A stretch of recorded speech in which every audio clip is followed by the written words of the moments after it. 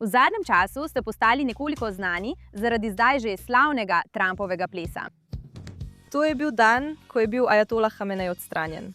Nekako sem želela zahvaliti predsedniku Donaldu Trumpu. Več kot 50.000 ljudi je bilo ubitih strani islamskega režima v 2 dneh. Posredovanje ZDA in Izraela je bilo edino, kar nam je lahko pomagalo. Vsi Iranci so si želeli, da bi se to zgodilo. Dobrodošli nazaj v oddaji Access of Truth na Join Us. Danes se mi pridružuje Muneh Rahimi, iranska aktivistka, ki trenutno študira v Združenih državah Amerike, potem ko je izkusila študij na univerzi pod Islamsko republiko. Muneh je postala znana med vojno z Iranom zaradi svojega slavnostnega Trumpovega plesa.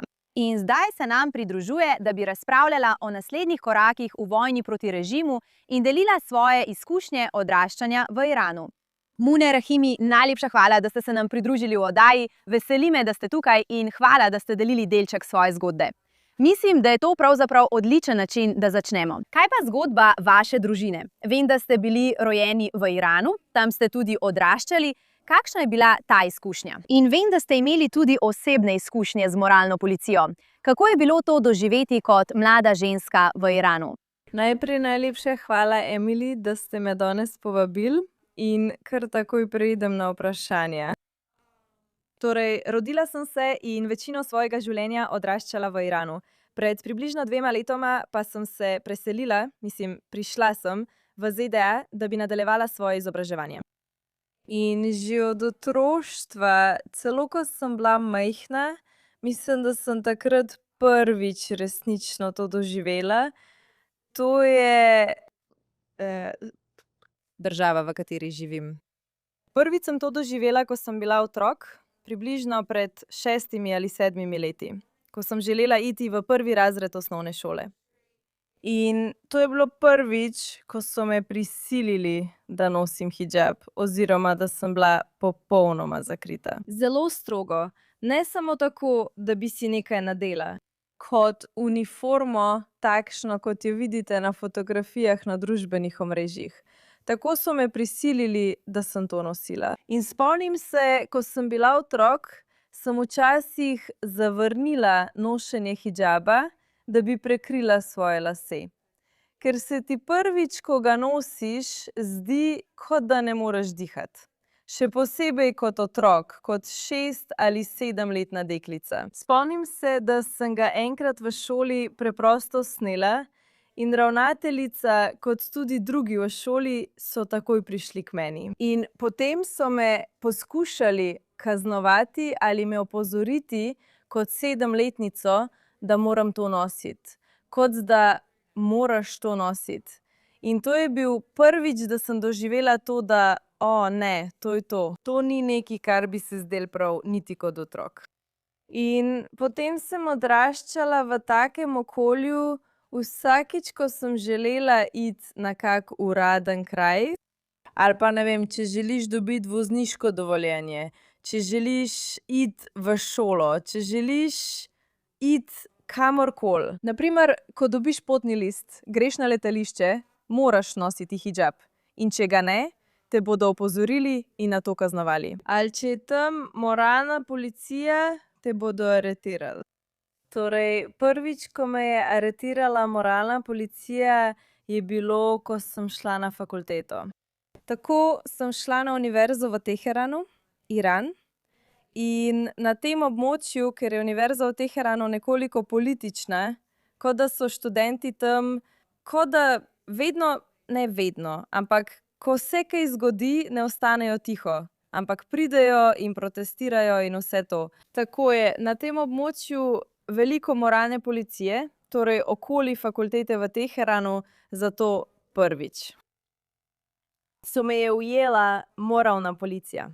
Samo zato, ker je bil moj gleženj, koža na mojem gležnju je bila malo vidna. To je noro. Bila sem popolnoma pokrita, imela sem brazgotine in vse. Lasje so bili pokriti, videla se je samo koža na gležnjih. In zaradi tega so me aretirali. Potem so me prisilili v tiste kombije in začeli so mi groziti. Če ne greš v kombi, te bomo pretepli. To bomo naredili, ono bomo naredili. In potem so me prisilili v tiste kombije. Ko sem vstopila v kombi, sem videla še nekaj drugih deklet, ki so močno jokale. Bila sem kot, o moj bog, kaj se dogaja. To je bilo prvič, da so me ujeli, kasneje me je moralna policija ujela še nekajkrat. Ampak prvič je bilo zame res noro, ker res nisem vedela, kakšno okolje me tam čaka. In potem so te ženske odpeljali v neko organizacijo, v tiste ustanove, ki jih imajo. In prva stvar, ki so jo naredili, je bila, da so nam vzeli telefon. Tako da ne bi mogli snemati ali fotografirati tistega okolja. Torej, vzeli so mi telefon. In potem so začeli groziti meni in vsem ženskam, ki so bile tam. Kaj si videla? Kaj? S čim so ti grozili? Kaj si videla, da so naredili drugim mladim ženskam, ki so bile v podobni situaciji? Ja, ker je bilo to prvič, da sem prišla v takšne kraje, nisem se upirala, kadar so rekli, naj grem tja, naj naredim to ali ono. Sem to pač naredila brez upiranja. Ampak sem videla, spomnim se, da sem videla nekatere ženske, ki so se upirale in so jih potem nekako prisilili. Kot da so jih kar vlekli noter v tiste prostore. In spomnim se, da so imele nekatere od njih neko stvar, ne vem, kako se temu reče, ampak so to uporabljali, da so tepli ženske in so jih potem samo vlekli v kombi, jih vlekli v tiste prostore. Tista stavba, v katero so nas dali, in toliko deklet je noter tako močno jokalo, potem pa so nas začeli groziti. Če tega ne boste naredile, če ne boste naredile tistega, vas bomo dali v zapor. Vas bomo poslali v zapor. Tako so govorili vsem tem dekletom. In Jess, dali so mi dostop do njihovega telefona in takoj sem poklicala svoje starše. In potem so prišli. In jaz spomnim se, da so dali nekaj kot varščino, nekaj tacga, da bi mi pomagali, da bi zmanjšala tveganje. In rekli so, da je to, ker je prvič.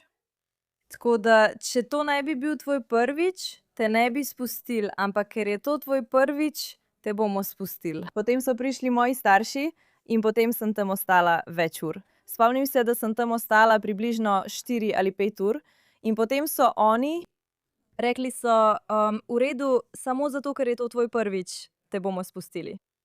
In posneli so me, slikali so moj gleženj, da bi imeli dokaz, zakaj so me aretirali. To je bilo noro. Počutila sem se, kot da, spomnim se, da sem gledala tiste filme, kjer kriminalce slikajo z informacijami in isto so naredili meni. Samo zato, ker sem pokazala malo kože na gležnju, sem si mislila, o moj bog, to je nekaj, kar delajo kriminalcem. Ne samo ženskam, ki pokažejo malo kože ali malo las, kot sem jaz. To je bilo noro, ampak ja, to je bila moja izkušnja z moralno policijo in videla sem, da znajo biti zelo strogi. Če pa se kdo upre, kot se je zgodilo Mahsi Amini, torej posnetki, ki so prišli ven o Mahsi Amini, kaže, da se je uprla med tem, ko jo je moralna policija aretirala. Zato se je to zgodilo. Ker če se kdo upre, ga pretepejo. Tako kot so pretepli Mahso Amini. In potem je šla v bolnišnico in na koncu umrla zaradi moralne policije. Koliko vpliva ima ta kultura na tvoje celotno življenje, ko odraščaš tam v Iranu? Mislim, kako močno je prisotna verska indoktrinacija? Ali imaš kakršenkoli način, da to zaobideš v družbi, ali kako je to? Mislim, kako je odraščati tam s tem? Veš, s tem vseprisotnim islamističnim vplivom? No. Kot ženska, še posebej kot ženska, ki jo ta religija zelo prizadene. Ker nismo enaki. Ženske in moški niso enaki po šeriatskem pravu. Na primer, v Iranu ne morejo iti na stadion, ne morejo biti nominirane, kandidirati za predsednico ali za višji položaj. in ne morejo. Ne morejo početi veliko stvari, ki jih moški lahko, samo zato, ker so ženske. Ko sem odraščala v Iranu, sem to postopoma začela razumeti. In sem se počutila tako, kot da je to pač tako. Vsako leto, ko sem bila v Iranu, še posebej zadnja 4 ali 5 let, ko sem tam živela. Dejansko sem spoznala, da v takšni situaciji ne bi mogla živeti. In to je bil razlog, da sem se odločila, da zapustim to državo. Ker sem vedela, da imam vse ta duh, da če vidim, da je nekaj narobe, bom zagotovo spregovorila. Zagotovo bom to kritizirala in zagotovo bom proti temu protestirala. In bila sem na veliko protestih, videla sem, kako so nekatere moje prijatelje aretirali in jih odpeljali v zapor. Ena od prijateljic, mojih prijateljev, je bila posiljena v zaporu. Ko je prišla iz zapora in ko sem jo videla, je bila popolnoma druga oseba. Bila sem priča tem trenutkom in videla sem, da je dejansko poskušala narediti samomor. Vse to sem videla. In vem zagotovo, da če ne bi prišla iz tiste države, ne vem, morda ne bi bila več živa. Saj je bil januarja v Iranu pokol. To je bil občutek, ki sem ga imela, in hvala Bogu, da sem imela to priložnost. Imela sem priložnost priti v ZDA in nadaljevati svojo izobrazbo v tej čudoviti državi. To mi daje vse možnosti, priložnosti in svobodo, po katerih sem vedno hrepenela. Tako zase, kot za svoje ljudi v Iranu. In to je razlog, da se nenehno trudim biti aktivna, biti glas Irancev v Iranu, še posebej zato, ker nimajo interneta. Zdaj je že okoli 40 dni, ne vem, 47 dni, morda celo več kot 5 tednov, odkar ljudje v Iranu nimajo dostopa do interneta. Zato sem motivirana, da sem glas teh ljudi v Iranu.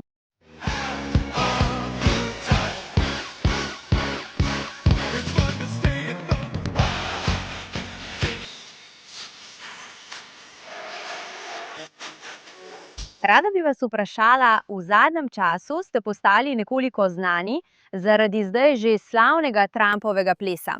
Lahko poveste kaj več o tem? Mislim, kaj se je zgodilo in zakaj kot Iranka podpirate vojno? Ste zaradi tega doživeli negativen odziv in če ste ga, od koga? Ja, glede tistega plesa res nisem pričakovala, da bo postal tako viralen. Vem, da sem lahko pričakovala, da bo dobil nekaj ogledov in pozornosti na družbenih omrežjih, ker je bila to drzna poteza. Ampak nisem pričakovala, da bo postal tako viralen. Razlog, da sem to naredila, pa je bil ta, da je bil tisti dan, ko so ajatolo Homeinija odstranile ZDA. In to je bil dan, ki je bil pravzaprav moja življenjska želja. In vedno sem si mislila, če bi me vprašali pred 6 meseci, bi rekla, v redu, morda ne bom dočakala dneva, ko bodo ajatolo Homeinija odstranili. Morda kot v nekem drugem življenju, ne vem, ker si nisem mogla predstavljati, da bi ta oseba bila izločena. In ko se je to zgodilo, sem bila tako navdušena, ta občutek, ne vem, kako bi ga opisala, ker ga ni mogoče opisati, saj je bila to moja življenjska želja. Tako da, ko se je to zgodilo, in to je bilo samo zato, zaradi posredovanja ZDA in Izraela skupaj, in želela sem se nekako zahvaliti predsedniku Donaldu Trumpu. Tako mi je na misel prišla ideja, da bi zaplesala kot pri plesu YMCA. In potem sem to preprosto naredila. In to sem naredila, ko sem čakala na Uber. Tako sem šla ven s prijateljico, da bi proslavili odstranitev ajatole Homeinija. In čakala sem na Uber, ki je bil oddaljen še 15 minut, in to je bil razlog. Pomislila sem, kaj bi lahko naredila v 15 minut? In to sem samo posnela, objavila in šla proslavljati s prijateljicami ter izklopila telefon. In potem Po nekaj urah, ko sem vzela telefon in preverila družbena omrežja, sem videla, da je ta video eksplodiral po celem internetu. To je bilo noro. In ja, to so bila moja občutja. In verjamem, ker vidim, da so vsi moji prijatelji, vsi ljudje okoli mene, celo zunaj Irana, imeli enake občutke glede tistega dne. In vem, da so ljudje v Iranu, se jih je bilo na milijone, 8. in 9. januarja, prišli na proteste in vsi so si to želeli. Ajatolah Homeini naj odide, ljudje pa so si želeli svobodo, zahtevali svobodo in osnovne človekove pravice, hkrati pa so vzklikali za našo bodočo voditeljico svobodnega Irana, princeso Pahlavi. Tako vem zagotovo, da so si vsi Iranci želeli, da se to zgodi, ker so si želeli, da bi ZDA in Izrael posredovali v tej situaciji. Ker smo resnično siti, res smo naveličani te vlade, tega islamskega režima v Iranu. In res smo se trudili po svojih najboljših močeh. Videli ste, da je bilo na ulicah na milijone ljudi z golimi rokami. Vsak izmed teh ljudi, ki so prišli na ulice, je vedel, da če gredo na ulico, se morda ne bodo vrnili živi. Pa so vseeno šli. Zakaj? Ker smo resnično siti. Siti smo te vlade, tega islamskega režima in si želimo, da ta režim preprosto izgine. In posredovanje ZDA in Izraela je bilo edino, kar bi nam lahko pomagalo, saj smo naredili vse, kar smo lahko. Več kot 50.000 ljudi je bilo ubitih strani islamskega režima v 2 dneh. Tako zelo smo se trudili za to. In cel mesec od 8. in 9. januarja naprej so vsi ljudje znotraj in zunaj nenehno prosili predsednika Donalda Trumpa, naj posreduje v tej situaciji. In potem je pošiljal sporočila, kot so pomoč je na poti in podobne stvari, ter dajal upanje ljudem v Iranu. In vsi ljudje znotraj in zunaj so vzklikali: mi, Iranci v diaspori, smo ves čas protestirali in prosili predsednika Donalda Trumpa, naj posreduje v tej situaciji. Cel mesec. In na koncu je to res storil, ker vemo, mi Iranci vemo, da ko predsednik Donald Trump nekaj reče, to zagotovo tudi naredi. In to se je zgodilo. In jaz in vsi Iranci, ko se je ta intervencija začela, smo začeli praznovati. Kot lahko vidite na tistih videoposnetkih iz Irana, so ljudje na ulicah, medtem ko v ozadju padajo bombe. Medtem ko v ozadju bombardirajo objekte IRGC in islamskega režima, so ljudje na ulicah, praznujejo, plešejo, pojejo. Tako so srečni. In obstajajo posnetki, videi, kjer so ljudje žalostni, ko bombardiranje preneha. Na posnetkih pravijo: predsednik Donald Trump, Bibi Netanjahu, prosim, nadaljujte z bombardiranjem.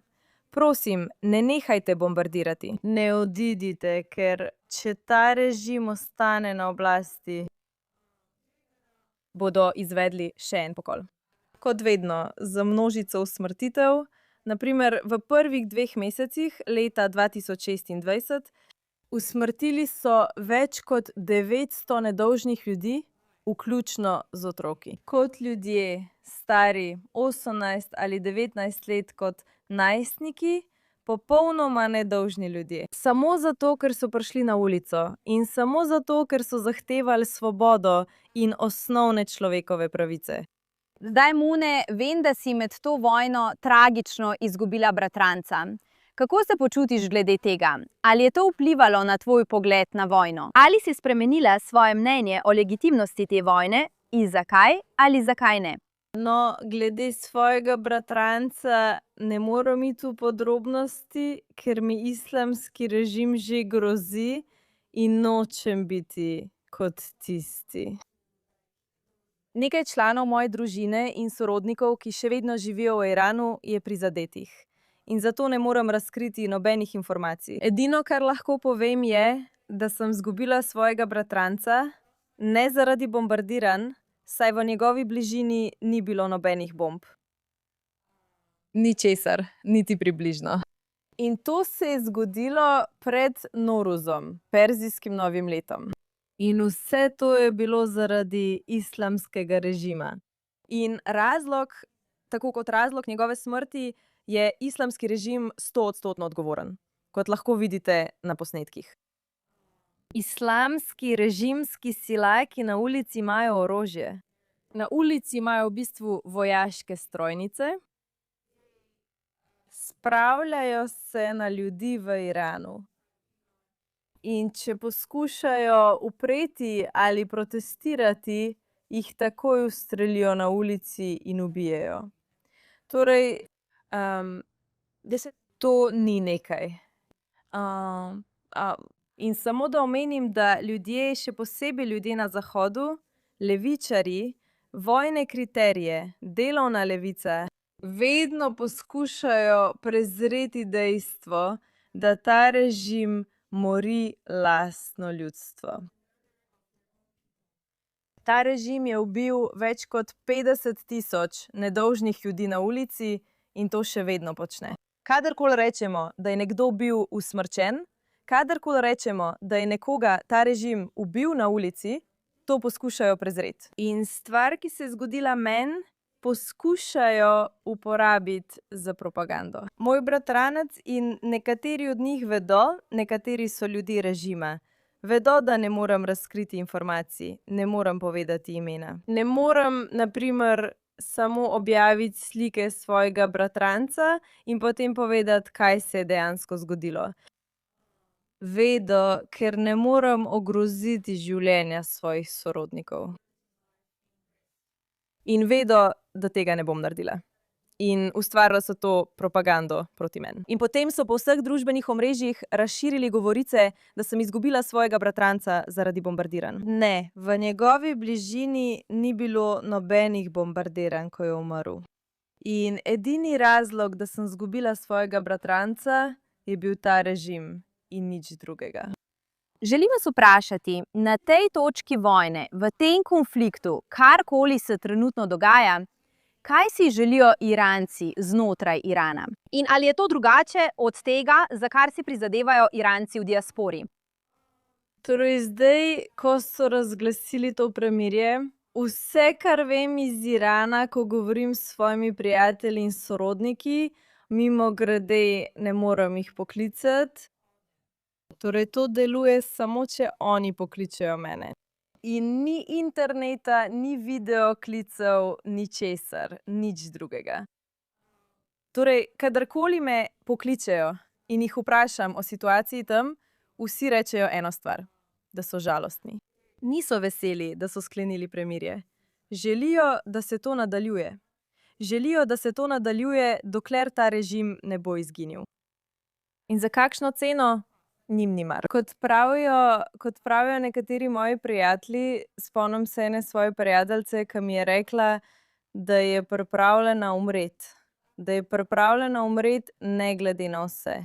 Ampak ta režim mora oditi, ker jih je tega režima tako strah. Ta režim sta ZDA in Izrael tako ponižala, da se zdaj nekako maščuje lastnemu narodu. Z usmrtitvami, z vojaškimi strojnicami na ulicah, z ubijanjem ljudi na ulicah, s širjenjem strahu med Iranci znotraj Irana. Tako da oni preprosto skrbijo zaradi tega, da če ta situacija ostane nedokončana, želijo, da ZDA in Izrael dokončata ta režim in ne nehata, dokler ta režim popolnoma ne izgine. Zdaj smo v iranski diaspori videli manjšino glasov, ki napadajo prestolonaslednika Rezo Pahlavija in pravijo, da ne želijo monarhije, čeprav on tega ne zagovarja. Kaj jim sporočate?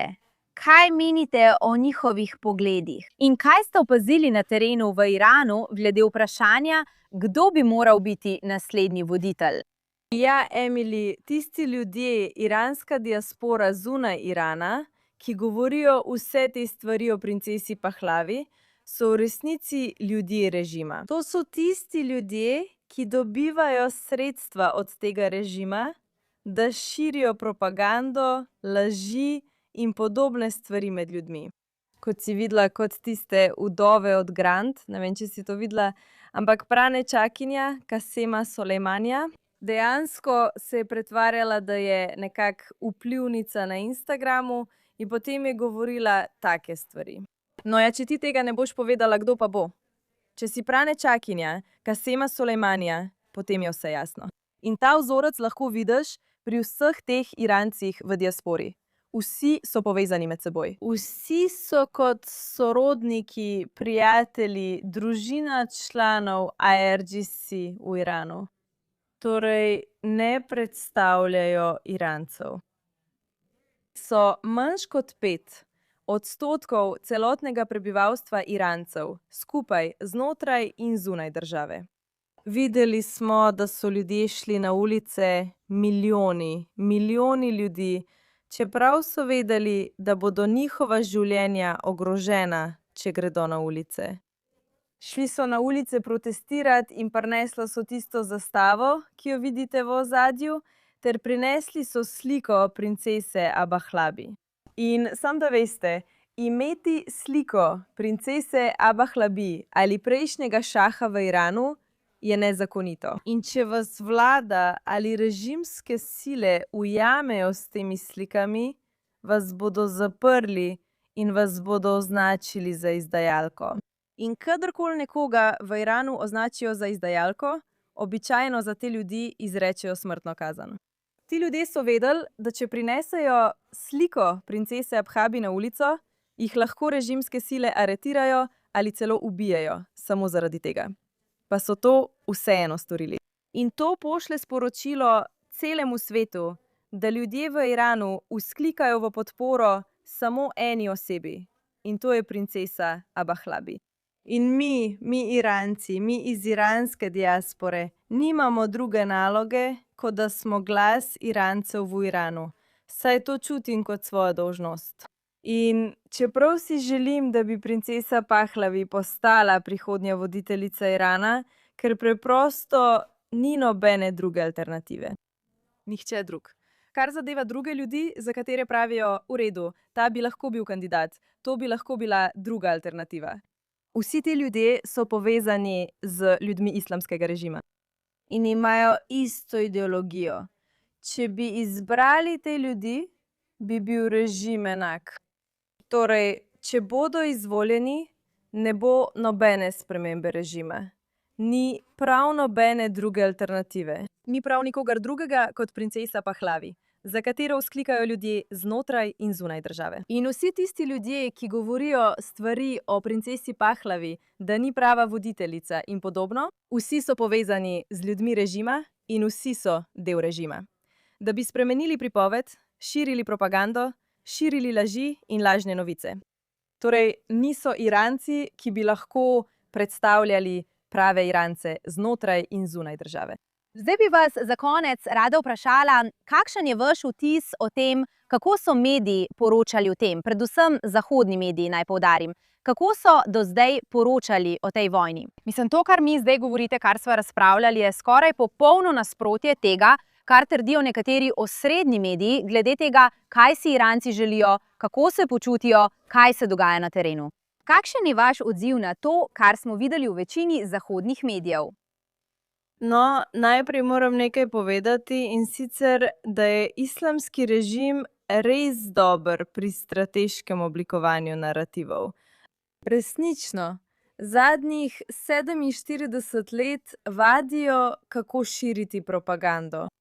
In imajo toliko denarja, vse zaradi iranskih virov, vsega tega starega denarja, ki ga lahko financirajo. Toliko medijev, toliko ljudi za širjenje propagande, da jih lahko najamejo, kot da so njihovi lastni.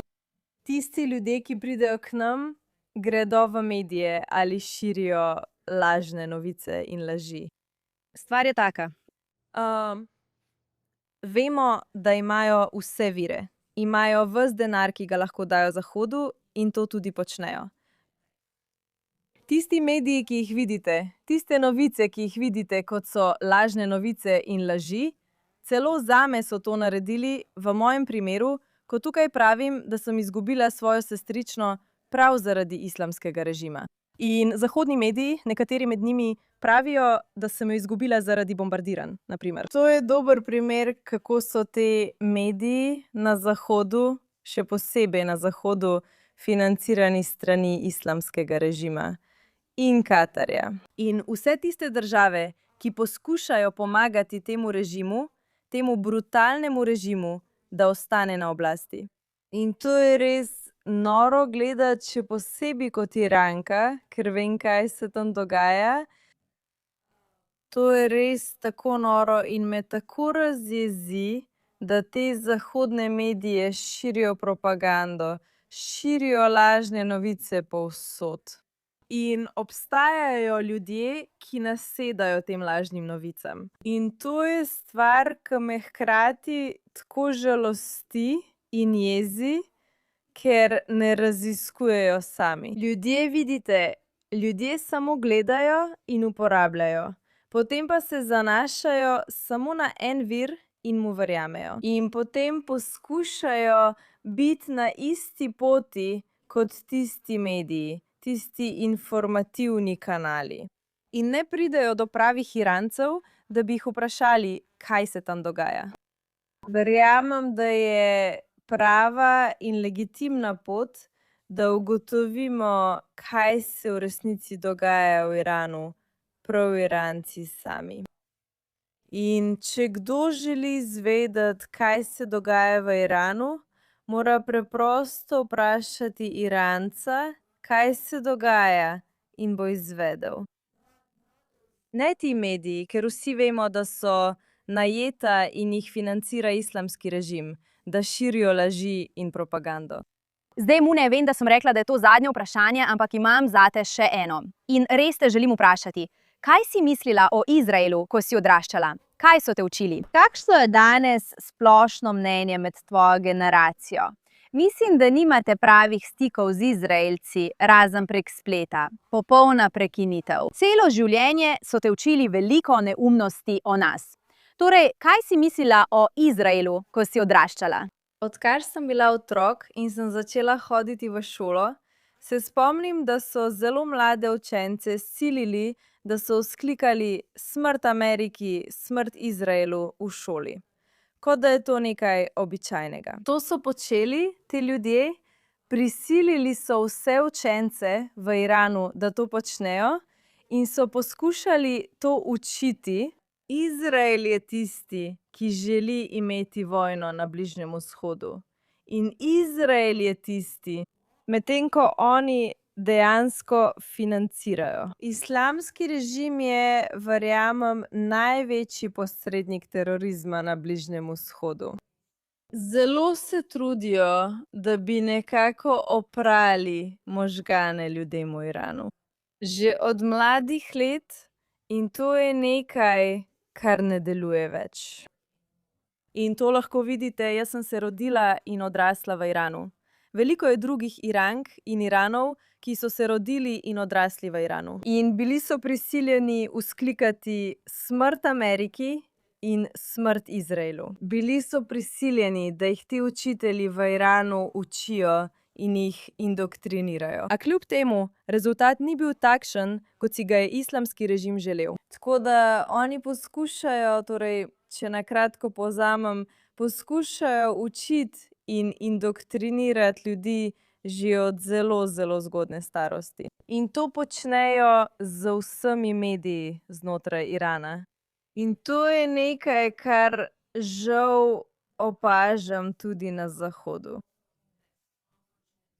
In to je tisto, kar me res žalosti. Ker Zahod, kot so ZDA in druge države, so odlične države in ne bi smelo biti tako. Mislim, za Iran je tako, ker vsi diktatorji, vsa svoboda, ki je bila odvzeta ljudem, in vse tiste stvari, ki jih je islamski režim naredil svojemu lastnemu narodu. Ampak ZDA ali druge države imajo tukaj popolno svobodo za vse, da lahko dejansko razumejo, kaj je resničnost, kaj je resnica. Ampak tega ne izkoristijo ali pa jih manipulirajo oziroma jih zavedajo mediji, zahodni mediji. In to je nekaj, kar me res zelo prizadene. Prav tako se zelo trudim biti glas Irancev znotraj države, hkrati pa se zelo trudim, da bi povedala resnico. O tem, kaj se glede Izraela v resnici dogaja. Ker smo Iranci trenutno zelo hvaležni za Bibija, Netanjahu, ki je posredoval, situacija in vse tiste stvari, ki jih je Netanjahu naredil, ter vse tiste stvari, ki jih je Netanjahu povedal o ljudeh v Iranu. On je dejansko večkrat počastil iransko kulturo, ljudi Irana in smo zato zelo hvaležni. In res smo veseli, da imamo kot Iranci izraelske ljudi na naši strani. In to me res osrečuje in pomirja, ker nekako razumemo se v smislu, da nas svet ignorira dejstva. Kot mi Iranci gremo na družbeno omrežje in rečemo, v redu, več kot 50.000 ljudi je bilo ubitih strani islamskega režima. In ljudje v medijih rečejo, pokažite mi dokaze. Kakšne dokaze pa želite? Želite, da vas peljem do grobov teh ljudi? Želite, da vas peljem, da vas primem za roko in vas odpeljem do vreč s trupli, ki so bile v Iranu? Kakšne dokaze želite od mene? Vse je po družbenih omrežjih. In to je ista stvar, ki se je zgodila izraelskemu narodu. Še pred nekaj dnevi so se ljudje norčevali iz mene. Tako da so govorili, da si izmišljujem številke. Prav tako kot naj bi si izraelski narod izmišljeval številke o 6 milijonih ljudeh. Rekla sem si, zakaj? Preprosto ne moreš videti resničnosti, zakaj tako močno ignoriraš, kot da se res trudiš ignorirati resničnost. In to je samo zaradi sovraštva. Kot sovraštva, ki ga islamski režim, Katar, tiste države, poskušajo ljudem usaditi. Sovraštvo do Izraela in ZDA, še posebej v Iranu. To jih preprosto naredi tako slepe, kot da preprosto zaprejo oči, da tega ne vidijo. Kakšna je dejanska resničnost? In ali Izrael ni takšen? In ena stvar, ki me resnično razjezi, je, da je antisemitizem na Zahodu tako pogost. Jaz pa sem se rodila in odrasla v islamski državi in bila prisiljena biti muslimanka, pa ne smem govoriti o islamu, ker sem odrasla v takem okolju. Naučila sem se. Bila sem prisiljena učiti se o tej veri. In kadarkoli rečem kaj o tej veri, vse dejstva, samo navajam iz knjige Koran, me takoj označijo za islamofobko. Ampak kadar oni poskušajo širiti sovraštvo in širiti antisemitska mnenja, jim nihče nič ne reče. Zdi se mi, kot da si dovolijo biti taki. In to je nekaj, za kar se res trudim boriti, še posebej na Zahodu, ker sem v ZDA.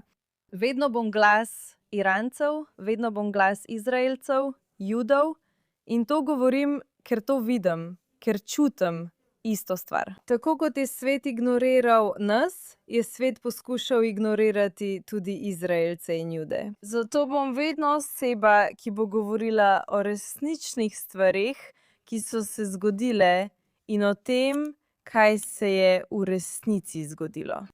Prav, tukaj bomo morali zaključiti, ampak res se vam želim zahvaliti, da ste se nam danes pridružili in osvetlili dogajanje v Iranu. Hvala vam.